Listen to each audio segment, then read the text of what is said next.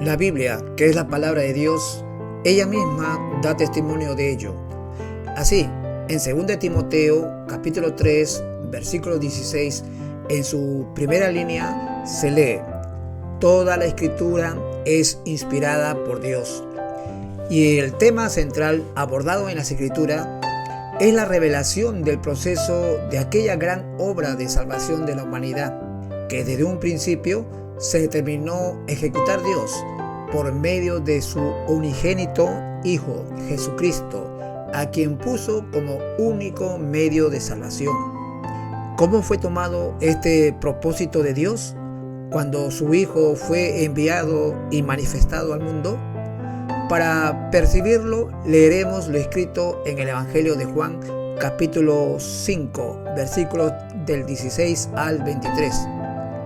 Así se lee: y por esta causa los judíos perseguían a Jesús y procuraban matarle, porque hacía estas cosas en el día de reposo.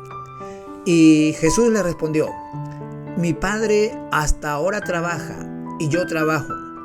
Por esto los judíos aún más procuraban matarle, porque no solo quebrantaba el día de reposo, sino que también decía que Dios era su propio Padre, haciéndose igual a Dios. Respondió entonces Jesús y les dijo: de cierto os digo, no puede el Hijo hacer nada por sí mismo, sino lo que ve hacer al Padre, porque todo lo que el Padre hace, también lo hace el Hijo igualmente. Porque el Padre ama al Hijo y le muestra todas las cosas que Él hace, y mayores obras que éstas le mostrará, de modo que vosotros os maravilléis. Porque como el Padre levanta a los muertos y les da vida, así también el Hijo a los que quiere da vida. Porque el Padre a nadie juzga, sino que todo el juicio dio al Hijo, para que todos honren al Hijo como honran al Padre. El que no honra al Hijo, no honra al Padre que le envió. Una necesaria reflexión. De dos aspectos importantes habla este pasaje. Uno es la idea que los judíos se habían formado sobre el día del Señor, aquel día que Dios había establecido para los suyos, los creyentes, para ser separado para alabanza y adoración de su nombre, y Él pueda bendecirlos ministrándoles el consejo de su palabra, día al cual los judíos llamaban el Shabbat o el día de reposo.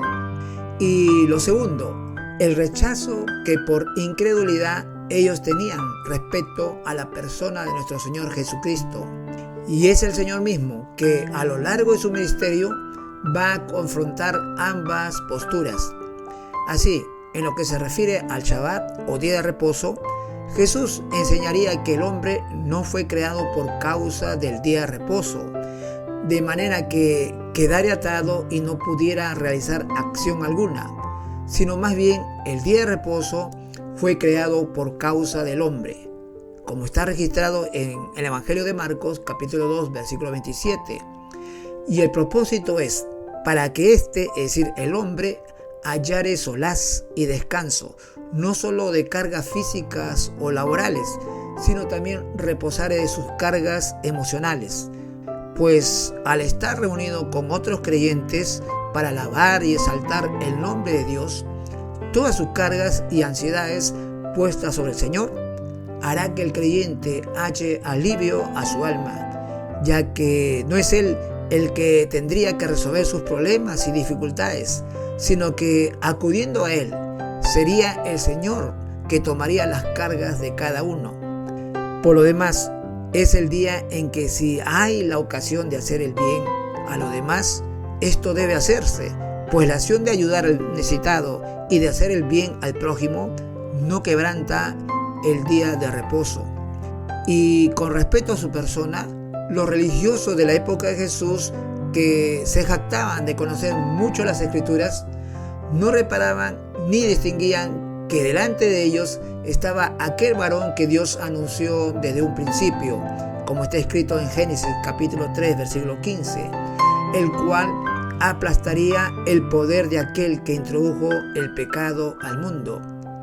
Es a este varón anunciado y esperado por los judíos, que ellos llamaban y señalaban como el Mesías o el Cristo.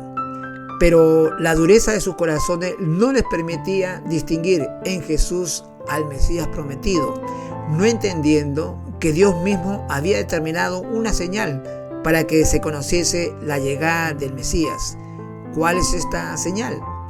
Él nacería de una doncella virgen y sería llamado Emmanuel, expresión hebrea que significa Dios con nosotros, lo cual alude a la naturaleza divina del Mesías o Cristo, conforme está escrito en el libro del profeta Isaías, capítulo 7, versículo 14, y que concuerda con el otro anuncio del mismo profeta, que Dios mismo vendría y nos salvaría, y que cuando esto ocurriera, habría esta señal: los ciegos verían, los cojos caminarían, los sordos oirían, y los mudos hablarían. Isaías 35, versículos 4 al 6. Señales todas cumplidas por Jesús, pues exactamente todo esto hizo el Señor, según lo relata el Evangelio de Mateo, capítulo 11, versículos del 4 al 6. Y tiempo faltaría para citar las numerosas evidencias de las Escrituras, señalando a Jesús como el Mesías, el Cristo anunciado. Y ante tantas evidencias, ¿alguien de estos tiempos podría dudar o cuestionar tan grande verdad? Jesús es Dios hecho hombre. Jesús es salvación.